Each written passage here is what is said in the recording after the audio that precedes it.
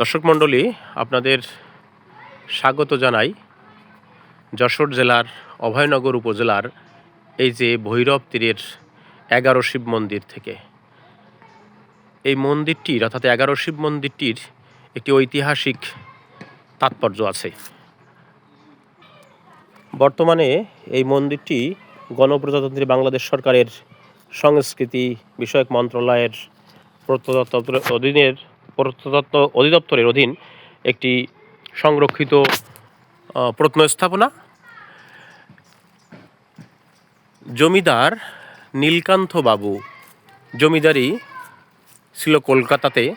তিনি জমিদারির যখন ক্ষয়িষ্ণু অবস্থা, তখন উনি চলে আসেন এই যশোরের চাচড়া অঞ্চলে এবং তার একমাত্র কন্যা অভয়া তাকে আরেক জমিদার কুমারের সঙ্গে বিবাহ দেন।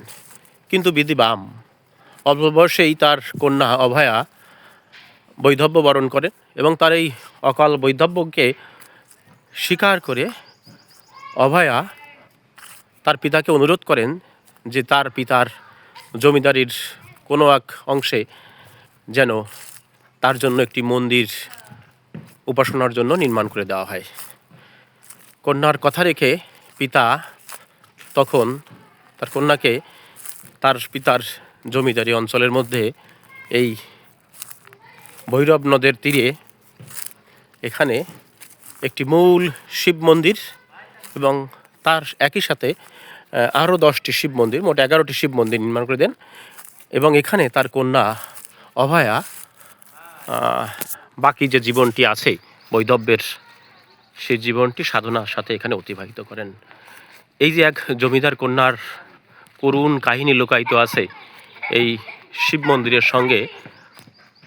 এখনও এখানকার লোকেদের ধারণা যে এই মন্দিরের থেকে সে অভয়ার কান্না শুনতে পাওয়া যায়। এই মন্দিরগুলো একটি বৈশিষ্ট্য বা বিশেষত্ব আছে। এই মন্দিরগুলো সবই এই যে উঠান, মন্দিরের সামনে যে উঠান, এইটি মুখী। সাধারণত অন্য কোনো জায়গায় শিব মন্দিরগুলোর ক্ষেত্রে এইভাবে দেখা যায় না। আমরা যদি এই মন্দিরগুলোর দিকে একটু দৃষ্টি রাখি তাহলে দেখতে পাবো মন্দিরগুলোর প্রত্যেকটি, অর্থাৎ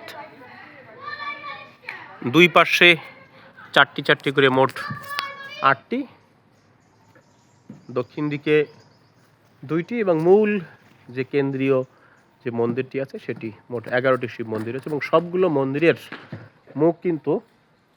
মন্দিরের দিক কিন্তু এই উঠানের দিকে, অর্থাৎ এক কেন্দ্রিক।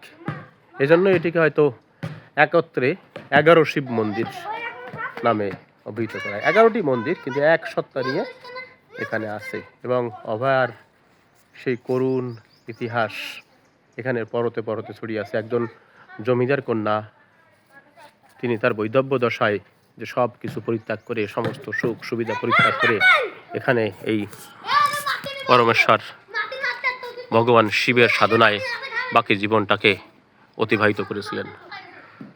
14 শতকে নির্মিত এই স্থাপনাগুলো মূল বন্ডিং ফোর্সটি চুনসুরকুই এবং এখানে স্থাপত্য শৈলীর নিদর্শন খুঁজে পাওয়া যায়।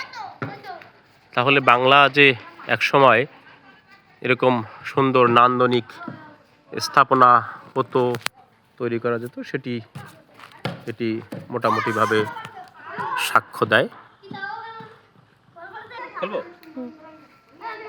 প্রিয় দর্শকবৃন্দ, এই অভয়ার করুণ কাহিনী থেকে এই যে অভয়নগর উপজেলাটি, এই অভয়নগর উপজেলা আজ সাক্ষ্য দেয় অভয়া নামে কোনো এক জমিদার কন্যা হয়তো এখানে দিন অতিবাহিত করেছিলেন এবং তার সেই করুণ কাহিনী অবলম্বনে আজকের এই অভয়নগর উপজেলা। যখনই আমরা অভয়নগর উপজেলার কথা শুনবো, বলবো, তখনই হয়তো সেই অভয়ার করুণ কাহিনীগুলোর কথা আমরা শুনবো। আপনাদের সকলকে ধন্যবাদ জানাচ্ছি অভয়নগরের এই 11 শিব মন্দির থেকে।